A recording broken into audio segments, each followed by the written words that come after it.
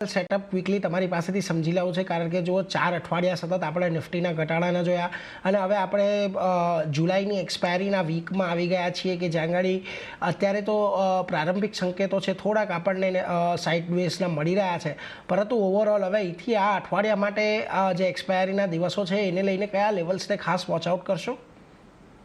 Good morning Neerajsinh. Nifty અગર આપણે જોઈએ તો ઓલમોસ્ટ જૂનના મહિનાના એન્ડ સુધી જ આપણે એક સારો એવો મૂવ જોઈએ. એના પછી કન્ટિન્યુઅસલી લોઅર લોસ બનતા જાય છે ડેલી ચાર્ટ ઉપર. બટ ઓવરઓલ જે ફ્રાઈડેનું સેશન હતું એ એક્ઝેક્ટલી ક્લોઝ થયું છે. જે ઇચીમોકુ ક્લાઉડ છે ડેલી ચાર્ટનું, એક્ઝેક્ટલી એના ઉપર સપોર્ટ તો ન કહેવાય, બટ હા એની સાથે બીજો સપોર્ટ એક અલાઇન થઈ રહ્યો છે, એ છે ફ્લોર પીવટ મંથલી ચાર્ટના.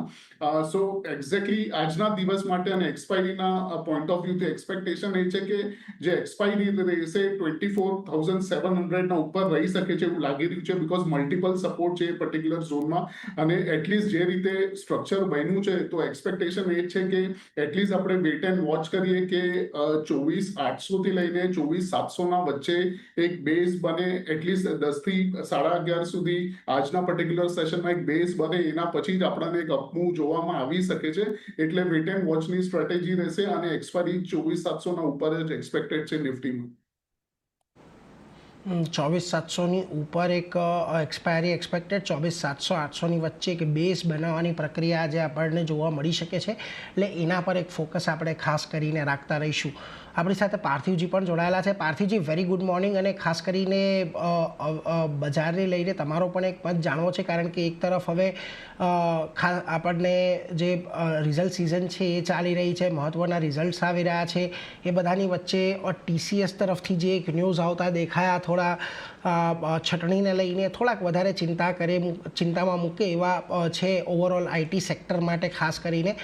બીજી તરફ તમને યુરોપિયન યુનિયન અને US વચ્ચે એક ફાઇનલી ડીલ થતી દેખાય છે. હજી પણ ભારતને લઈને, ડીલને લઈને જે મુદ્દો છે અટકેલો છે. આ બધાની વચ્ચે હવે તમે કઈ રીતે બજારને ઓવરઓલ અહીંયાથી જોઈ રહ્યા છો? આપ સૌને very good morning. See, very frankly speaking, અત્યાર સુધીનું જે રિઝલ્ટ સિઝન છે એ I think it is not very good, frankly speaking.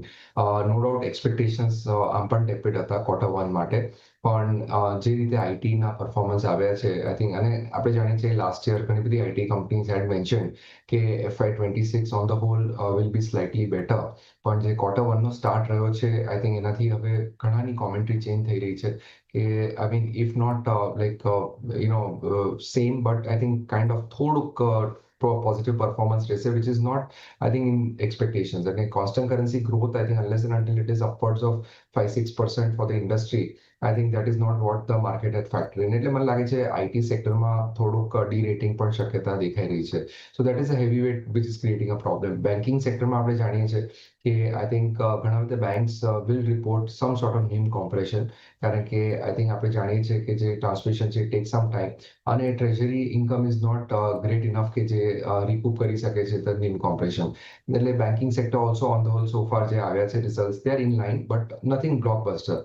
એટલે આઈ થિંક અત્યાર સુધી એવું દેખાઈ રહ્યું છે કે બ્રોડર બેઝમાં માર્કેટ્સને એવો ખાસ સપોર્ટ નથી. FMCGમાં બી અમુક જે રિઝલ્ટ આવ્યા છે તો the consumption story has not really kick started big time. Expectation એ જ છે કે પોસ્ટ મોન્સૂન અને પોસ્ટ ધ 2 રેટ કટ્સ અને ફર્ધર RBI જો ઇઝિંગ કરે છે તો કદાચ Q3, Q4 ઓનવર્ડ્સ ઇકોનોમીને થોડોક બૂસ્ટ મળે. પણ so far the data and the lead indicators are not pointing towards the fact કે આઈ થિંક બહુ બ્લોકબસ્ટર ગ્રોથ ઇન્ડિયન માર્કેટ્સમાં જોવા મળે. હવે ગ્લોબલ મેક્રોની વાત કરું તો yes, I think the trade deal is something which is an overhang. કારણ કે આપણે જાણીએ છીએ કે ઘણા ટાઈમથી ચેટર રહે છે કે the trade deal is about to get over અને ઓલમોસ્ટ હવે ફાઇનલ છે, પણ nothing concrete or nothing final in terms of allotment has come out. એટલે એવા સંદર્ભમાં આઈ થિંક એ અનસર્ટનલી ઓવરહેંગ રહેશે. કારણ કે we know, I think Mr Trump is a very very volatile person, અને જો કોઈ કારણસર if he is not happy તો he tends to speak anything અને કોઈ પણ ટાઈપના સ્લેબ્સ લગાડી દે છે.